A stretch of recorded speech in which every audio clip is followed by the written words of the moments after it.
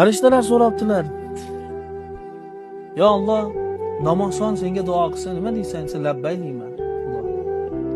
Haj qilgan senga duo qilsa nima deysan? Labbay deyman. Ro'zador senga duo qilsa nima deysan? Labbay deyman.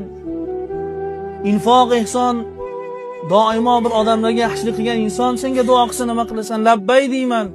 Gunohkor, osiy gunohkor duo qilsa-chi? Senga isyonda bo'lgan gunohkor odam duo qilsa-chi desa, Alloh taolo labbay, labbay, labbay deyman.